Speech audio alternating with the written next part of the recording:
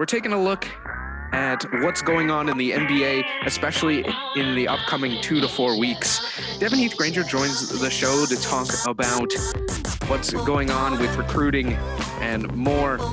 And of course, we'll talk about The Last Dance. But first, we'll be looking at this new proposal from the MLB to start the season.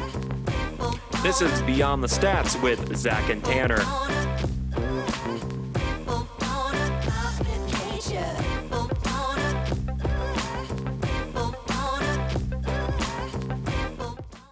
All right, so Tanner, we're talking about baseball and what's going on with that. So just to break down this proposal a little bit. So the owners have agreed to this proposal. Still no word yet from the players. It's looking like they're going to force the owners to re-go to the drawing board again. But so the proposal would be teams would play only 82 games with the training camp starting early to mid-June. And then in the regular season, teams would only play their own division plus the interleague play. So like if you're in the AL East, you only play teams in the AL East and the NL East to obviously reduce travel. And then the All-Star game would likely go away. So that's not where the hang-up is. The hang-up here is on how players are getting paid, because players are not happy with how owners are, proposing the payment system. So they're proposing a 50-50 split of revenue, which players feel will turn into something like a salary cap, and they don't want that. So Tanner, give us your thoughts. Well, Zach, this whole thing is just crazy because by the end of the day, the players and the owners and even fans are just trying to find some way to get back to baseball. So, it's mentioning with like players are not really happy in terms of the money situation. But I think the lesson that can be learned throughout this whole process is going to be something is going to give, whether it be number of games, whether it be how much a player makes, whether it be the travel, something's going to give. As to what it is, we're not really sure at this point. But I think it's fascinating how that with that proposal and playing the like you said, the AL East and the NL East. I think that's that in itself would be a smart decision. Obviously try to limit travel because of COVID-19. So, there are a couple things that I think are really good. But if this is going to be something, we've talked about this before, that is going to have to go to the drawing board quite a number of times before they can make an agreement. Obviously, we're getting closer and closer to needing baseball soon in terms of the time of the year that it is before it gets too late. So hopefully if they do go back to the drawing board, they can find a way to make this work. But by the end of the day, something is going to have to give, whether it's salaries, game, or whatever it may be. Yeah, it seems like the hang-up is mostly on the salary side. I mean, the season is going to have to be short no matter what. I mean, the season was supposed to start early March, and we're here all the way in mid-May, and the season hasn't started. So there's going to be some give on the number of games. There's just not enough time to play the full 162.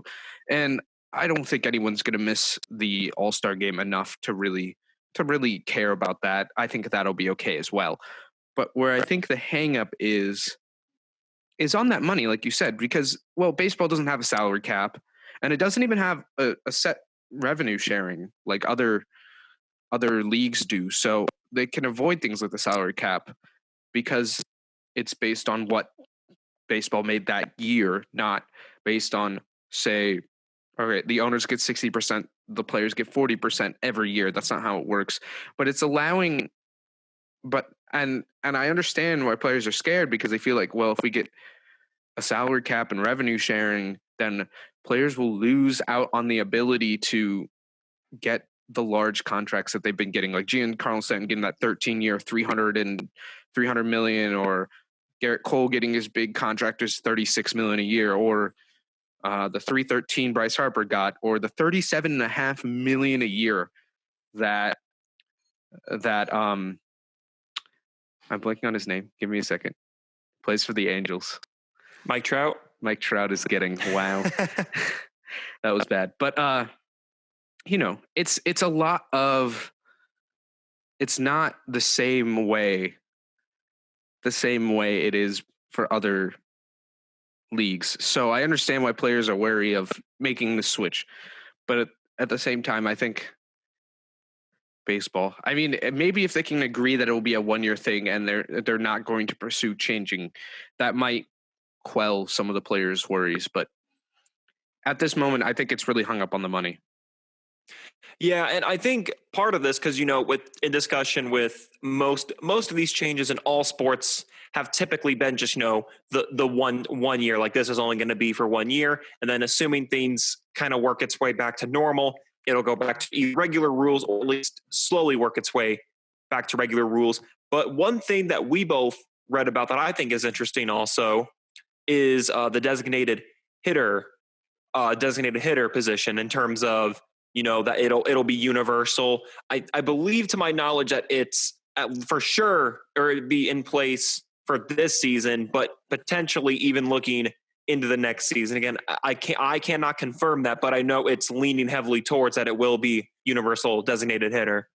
Yeah, I think baseball has kind of been needing to go one way or the other, especially since they introduced interleague play, because for a long time interleague play didn't happen in baseball. But now that it's a thing, I think it makes sense to go to universal rules, whether that means universal DH or no universal DH, one way or the other. But yeah, so I think it makes sense to play it in 2020. It makes things simpler. NL teams don't have to worry about another pitcher, things like that. Just basically, especially based on the proposal where you would only play your division and the interleague opposite of your division, like the NL East or the AL versus the AL East, or the NL Central versus the AL Central, which would make it just easier for baseball in general. But kind of hard to see how soon before this gets passed, especially because of the way baseball is hung up on the money, and money seems to be the hang up on a lot of things in contracts. So we'll kind of see where that goes. Hopefully we'll have baseball soon. I think we will, because I think they'll come to some sort of agreement to get baseball going, because it's better to play baseball and take a little bit of a pay cut this year to not play baseball and don't get any money at all. That's all for this segment. We'll be back talking about the NBA when we return. Zachariah Begley, Tanner Camp. This is Beyond the Stats.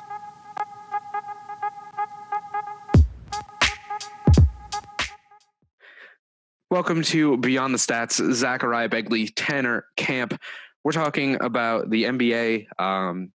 Some news and notes coming out this coming week about when the NBA is going to return and things like that. So, Tanner, Adam Silver talked with NBA players last Friday, and some of the notes that came out were aiming to have the schedule start in 2 to 4 weeks. They don't want to let the decision move into July, and almost everyone wants to finish the season if it's possible. And there's a couple of ideas of how things would happen, like playing in 1 or 2 cities and things like that. So, Tanner, just your initial thoughts on what's going on in this thing. Also, hold up 1 second. I missed 2, 1. Welcome back to Beyond the Stats. Zachariah Begley, joined by Tanner Camp to talk to you about some NBA basketball here. Some of the things that came out in the last week as the NBA looks to make a decision on whether they're going to play and what the future of the NBA has in store for the 2019-2020 season. Obviously, Adam Silver had a meeting with players last Friday, and some of the news and notes that came out were decision to be made in 2 to 4 weeks about whether the season is going to happen. None of them want to move the decision into July. They want the decision to happen before we hit the month of July. NBA owners and players, everyone really wants to finish the season if it's possible. And there's possibility to look at playing at Disney World in Orlando or playing in Las Vegas to reduce the amount of travel and to better control and quarantine and keep people safe. So, Tanner, what are some of your initial thoughts on that? Well, Zach, I look at this because, we've been waiting, ever since the league officially shut down, in early to mid March. Since then, and then even beyond that, we've been waiting to see what the NBA was going to do about this because, again, this is a very tricky situation. Because on one hand, a lot of people really want basketball back. The players want to play, the fans want to watch, even though it can be confirmed that if the season does resume, it would be without fans. So, as upsetting as that is, fans would still want to watch from television. They would still broadcast. But when I hear this, again, it's really tough because personally, I would love to see them go back to playing basketball, but it's also tricky because some of a big determination in this whole situation is going to be the data points related like to the spread. So is it going to go down? Are the two locations that they're thinking about, are they going to be pretty safe? That's the part that we don't know, is that as of right now, it could appear that the spread of COVID-19 is going downhill, but it just takes a couple of days before it just shoots back up. So they're just looking at all data points to make sure that players are comfortable, that all precautions would be taken into account if, consistently testing players, coaches, and anyone to make sure that there are no cases of COVID-19. So it's a tricky situation. From a fan perspective, I could see why people would want them back. But from a safety precaution, it's kind of up in the air 50-50. But there's a lot of factors to be taken into consideration. Yeah, so what I think of is the number of tests, like you said, data points, but also the number of tests. They want to allow players to be able to get tests, but they don't want to take tests away from other people. Like testing the entire NBA would take away a lot of tests, and we'd be doing it as a precaution when there are people that are sick who need to take the test to find out what they have, because the only way to treat something when you're sick is to know what you're treating. And so that's another thing. And I mean, obviously, safety is the utmost concern for the owners and the players. They don't want to start a season and then we have another, and then the entire NBA has COVID-19. Like we don't want that. We don't want the entire NBA to have the virus. But I think it's interesting what's going to happen as we move forward. I mean, it seems to really be dependent on how many tests there are, how safe it is in a number of locations. It's just going to be really what's going to happen going forward, I think, to really decide what we'll do with the NBA season, what will happen with the NBA season. And Zach, looking not only just at the NBA season, but other factors. So the draft combine said that there is potential to be virtual, which would be, I'm assuming players would, work out from home or do different types of agility drills, because the draft combine is the best way to get a look at different players. They've said that they know for sure, though, that the combine and the lottery will be postponed. They announced that back in May, earlier in May. They are not sure as to a date, but I think this one is also fascinating that the 2020 NBA draft is not until mid-June or later June, and that there is some potential that it could get postponed, and keyword postponed, not a virtual draft like we saw with the WNBA and the NFL, but it'd be postponed completely. So I think that's something to keep into consideration because, with the combine potentially being virtual, we know again that the lottery and the combine are moved, and potentially the drafts. Again, it's that the NBA is looking not just at the actual season, but they're looking at a bunch of different factors. But staying with the season, yeah, it's just such a tricky situation. When would they finish? Would the playoffs change at all? We know, again, we can confirm that fans would not be in attendance, but that's the thing. They're not looking at just the regular season. They're looking at all different aspects. So this is something that they've been taking their time and looking at. So I know that they'll make the right decision at what's best for the players, fans, and against the entire NBA community. Yeah, but I think what really, I'm curious what they're going to do with the NBA draft. Like, are they going to postpone it and then make it virtual anyway? Is what I'm curious about. I think the virtual drafts have been really successful. And you could almost argue that the NFL virtual draft is better than the regular NFL draft. And I think like there was there was a curtain pulled back a little bit, and it was interesting. And I'm curious what's going to happen with the NBA draft. Are they just going to postpone it until they can do it live? I think a virtual draft would be really interesting for the NBA. There's only 2 rounds instead of 7, so it would be a lot shorter. You could do it probably in one day, since the virtual draft moves a little bit faster due to you not having to wait for players to walk up on stage and collect the hat and shake the commissioner's hand and take the photos. But yeah, I'm not sure what's going to happen, but I think we could get I think a virtual NBA draft would actually be really interesting and could actually be really good. So it'll be curious to see what they kind of do moving forward.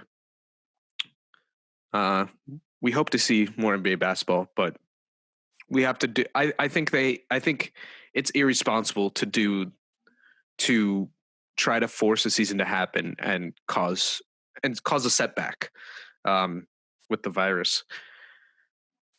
When we come back, it'll be Devin Heath-Granger joining us to talk about recruiting during this time here on Beyond the Stats.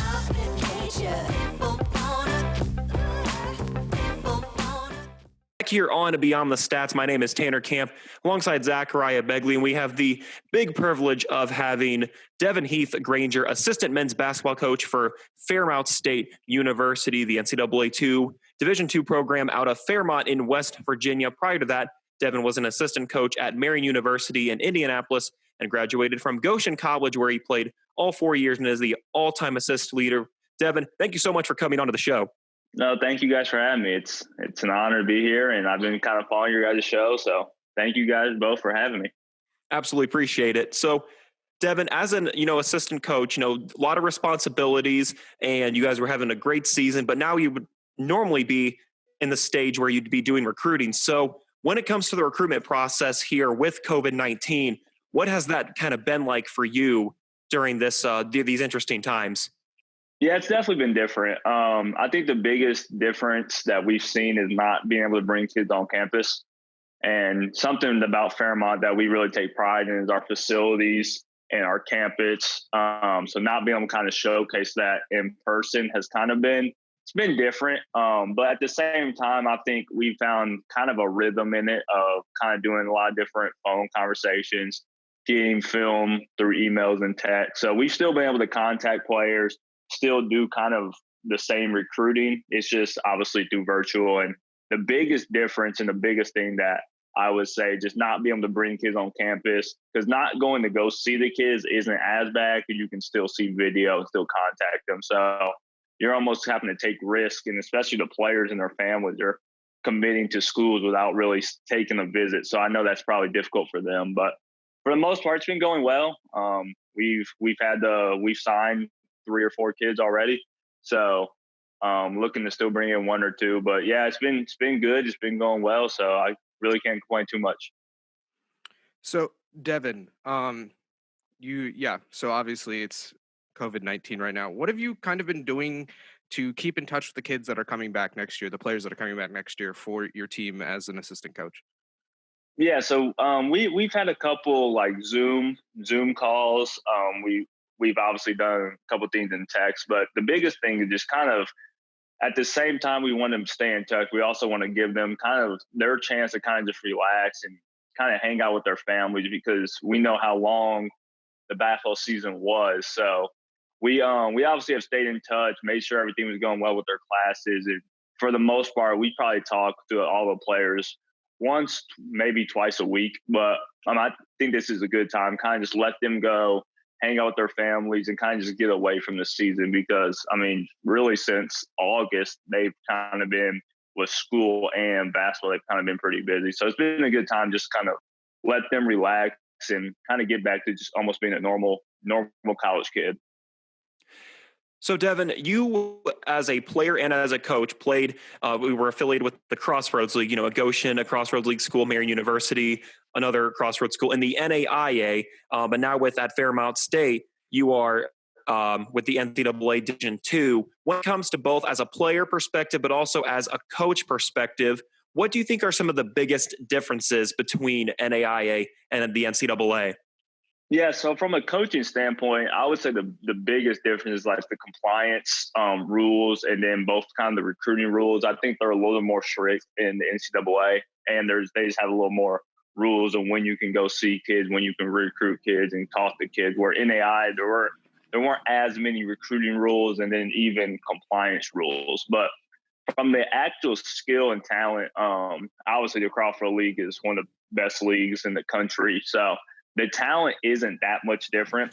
I would say I think the Division II is a little more physical, but I would say the Crawford League from a skill standpoint had really good players, and there's obviously really good players in Division II. So I would say the biggest difference from a playing standpoint, I think it's a little more physical, maybe a little more athletic, but I think there's obviously really good players in the Crawford League. There are really good teams in the Crawford League and just in NAI in general. So I haven't seen too much of a difference from a skill standpoint, but from a coaching standpoint, coaching at Marion and then coaching at Fairmont State Division II, I think there's been a pretty big difference of the ruling standpoint. So, Devin, you talked about being a former player, and of course, you're coaching now at your second school already. How has being a former player affected your coaching? How has that inspired some of the ways you coach? Yeah, I think it definitely took me a while. My first couple of months at Marion, it was kind of difficult to kind of get out of player mode, especially for the fact that Marion was in our conference. So I played against those guys, got to know those guys pretty well before I got to Marion. So you almost felt that it was kind of difficult to, I don't want to say get respect, but just to kind of put your foot down and kind of almost be a coach rather than like a player or a friend to them. But I would say as it went on, and definitely once I kind of moved out here and weren't really familiar with the players, it's definitely been easier to kind of be more coach mode than player mode. You definitely still miss the playing aspect, and kind of you almost want to explain stuff to guys, and it's harder to because you almost just think they should understand it or just get it as how you did when you played. But I think it's definitely been a difficult journey at first, just from when the lights come on, you walk out there, there's definitely a lot in you that still wants to be out there playing. But I definitely think the more years that go on, kind of better feel I have from the coaching side of it. And Devin, I'm curious, as a teammate of yours, passing was kind of your mentality first, and that's kind of the player who you grew to be, a great passer who always was looking to make that extra pass to set other guys up. When it comes to at Marion or at Fairmont State, has there been any times where you've mentioned to the head coach or other coaches or put emphasis on moving the ball around and being able to find the open guy? Yeah, definitely. I think especially at Marion, just because the coaching staff there was familiar with me because they had just seen me play and they just almost coached against me. So, I think that was a big part of kind of why I wanted to get into coaching, because I think just the pass first and kind of helping your teammates out and just kind of moving the ball and keeping everybody involved was something I was always passionate about. So I definitely throw it in the head coach's ears and the other coaches about moving the ball. And I think the players probably get tired of me always talking about making the extra pass. But yeah, it's definitely something I took pride in when I was a player. And I would almost say, even from almost from a sideline view, I've taken probably the same or even more pride in as a coach, just because I think one thing that the game is kind of going away from is the pass first mentality. So, but no, it's been fun to kind of teach the passing and kind of let guys know that I honestly care a lot about passing and moving the ball. So last question for you. How do you feel about the team kind of going into next season? And do you see any challenges of kind of predicting that based on the circumstances we're in at this current moment? Yeah, so we definitely feel confident as a staff. So we were 23-7 this year, and we actually didn't have a single senior. So we didn't graduate anybody. So we pretty much bring our whole team back. There's a couple kids who transferred, but we're bringing in a few talented guys. We brought in a couple of transfers. So with us, we obviously feel confident going into next year with having a good season this year, kind of bringing the team back. But we also know that everybody's going to be doing recruiting. So we have to continue to get better. And we feel that next year that we have a chance to win pretty big, but we obviously know winning's hard, and we have to keep getting better as a staff, keep bringing in good players, and then just kind of our current guys now just have to continue to keep getting better because every year teams are getting better. Every year teams are bringing in new guys. So what the conference was or what happened last year is kind of the past because everybody's going to continue to get better and kind of do the same thing we're doing. But we definitely do feel confident in our team next year that we can be pretty good.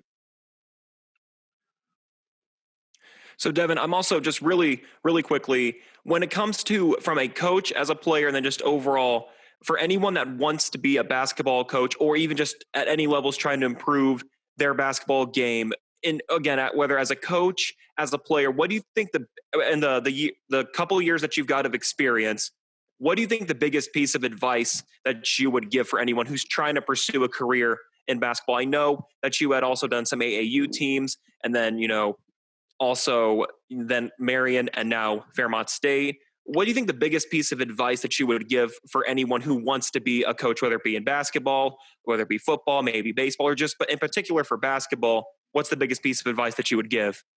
Yeah, I would say the two things is the one thing is just get experience. I know I coached an AAU team when I was still in college. I helped out at Goshen with the JV team. So I would just say the biggest thing when you're in college or right when you get out, just do as many different jobs and do as much to get on your resume as you can. I think you can never have too much experience, and there's obviously every time you go into a different job or whatever, I think you learn different things. So I think I definitely learned a lot when I was helping out coaching AAU, coaching at Goshen, kind of with the JV team.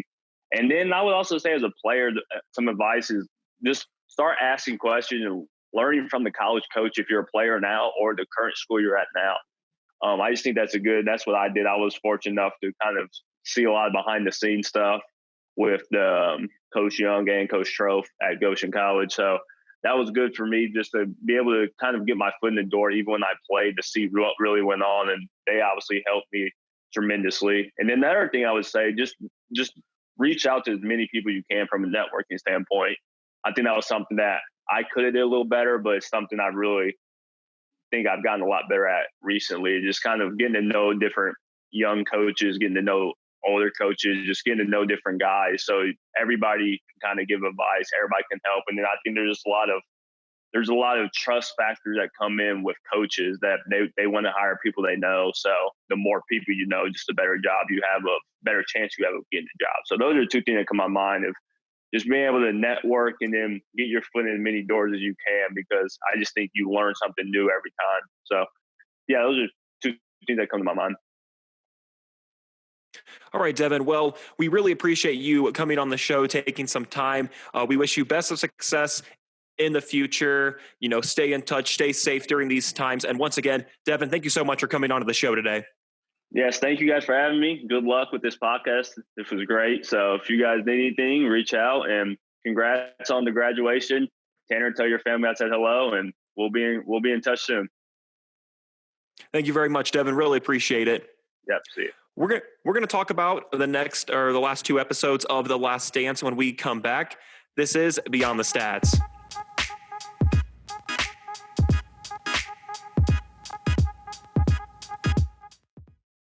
Back here on Beyond the Stats, I am Tanner Camp, alongside the one and only Zachariah Begley.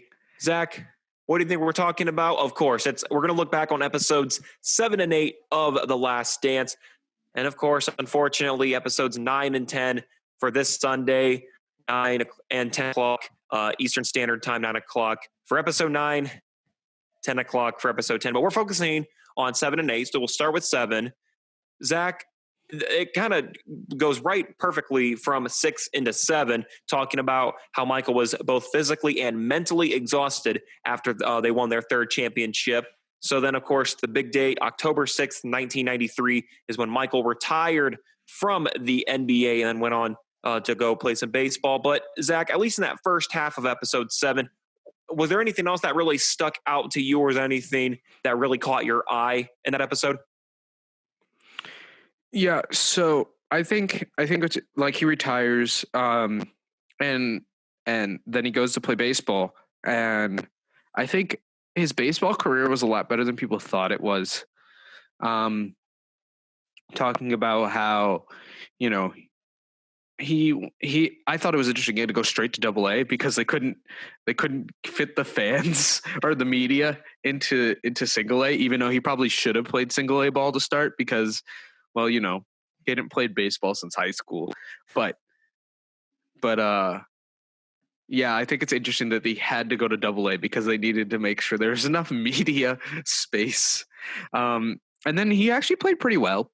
Um, and the amount of improvement he made is not surprising because it's Michael Jordan, but it's surprising because someone who hadn't played baseball in years is like not playing terrible. But then you remember it's Michael Jordan. You're like, well, this makes sense.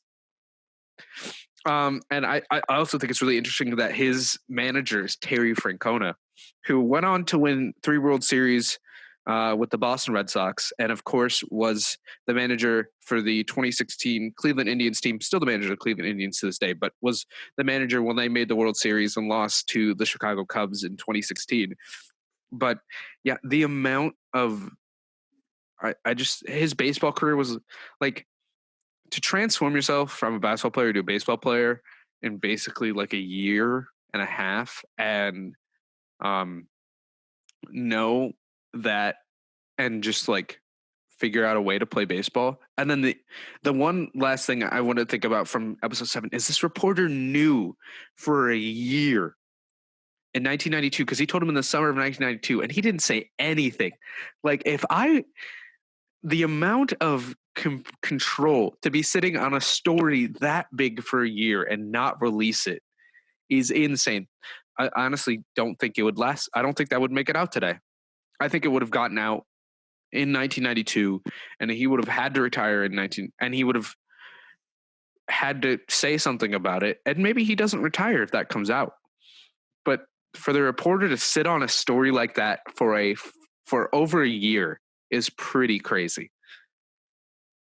Most definitely. And Zach, I think I did a little more research after that episode, and there are actually a lot of people who have said that if Michael would have stayed with baseball, he actually had a really good shot at making the MLB.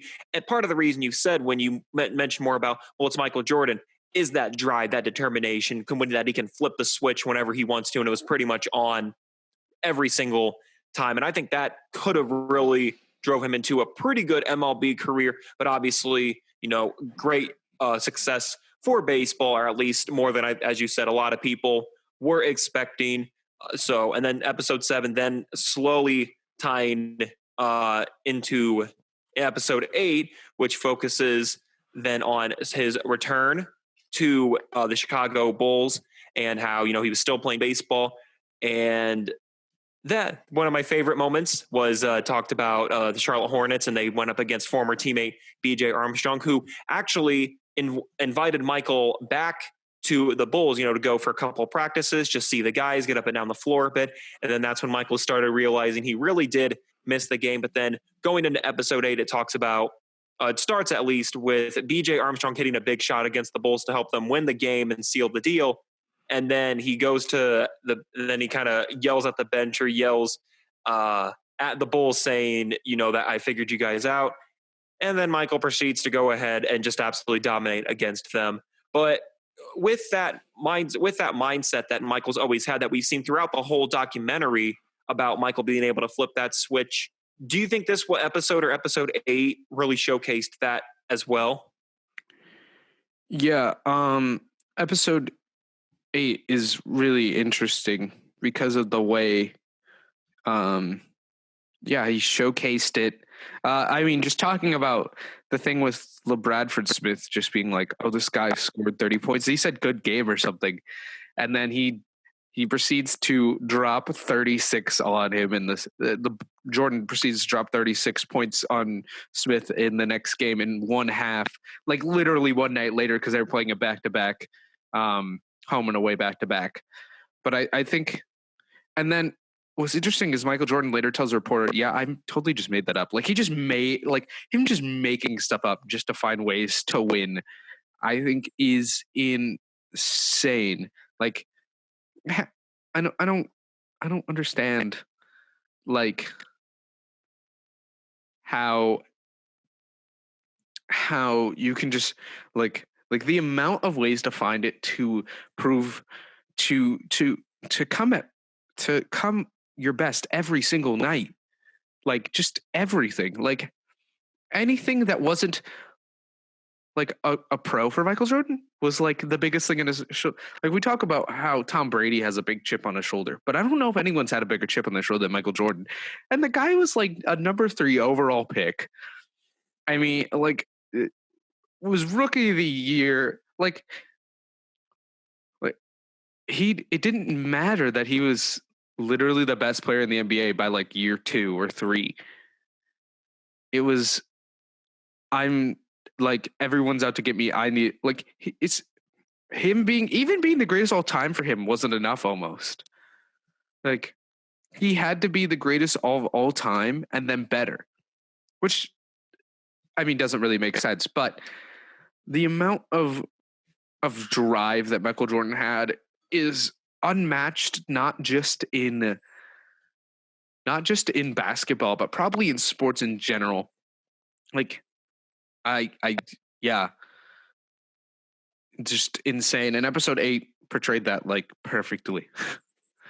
And agreed. And I was going to go right in that point. You mentioned it, that episode 8 really showcased that. And then, of course, in the 95-96 season, helped the Bulls to a 72-10 record, and then pretty much dominate the entire playoffs. That, you know, they were 4-1 in the second round, then 4-2 in the finals. But it really showcased how good Michael Jordan was, and not just for himself, but to his teammates as well. You know, teammates often describe, you know, he could be a bully because of his drive to win, basically saying, I need you guys to play at the same level as me, which is not, I mean, Michael Jordan is the best player to ever step foot on the floor, so it's really hard to match that. But Michael Jordan, his only goal was, you know, to push people as far as he could and to be as good as he was.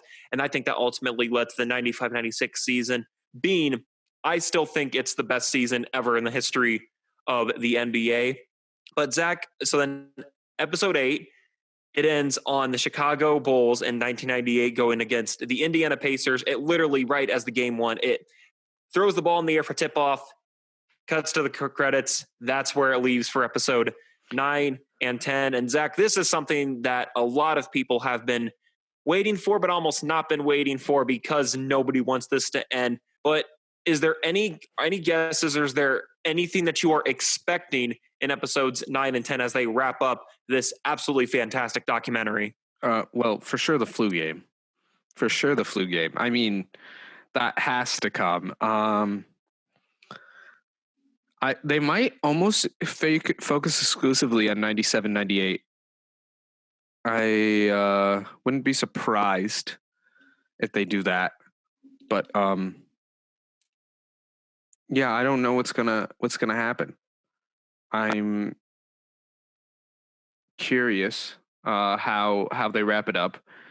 But yeah, my guess is they're going to focus almost exclusively on the 97-98 season, just because, I mean, does it really need to be more? I mean, it's the last dance. Yeah. And then I'm probably going to definitely go back and rewatch like the entire thing in like one sitting, just to capture it all at once, because I really want to. I mean, I want to watch it straight through. I'll just block out 10 hours and just consume. But yeah, I'm just really excited. That sounds like a good plan to me. I wouldn't be upset doing that as well. But I think one thing that we've noticed as we get ready to wrap up here soon, with the last couple episodes, we've not been really sure what they focus on. But I agree with what you say about the 97-98 season. But then again, that's what it's with some of the subjects that they focused on in the last few episodes. We've been like, I never would have thought about that and go more in depth into things. But I'm like you know, the flu game, obviously it has to end on the shot that helped the Bulls secure a title against the Jazz. But yeah, it'll be great to see what more they focus on. And again, I know I'm excited. I know you're excited. I hope lots are. Unfortunately, it's coming to an end, but it still should be great. Once again, the last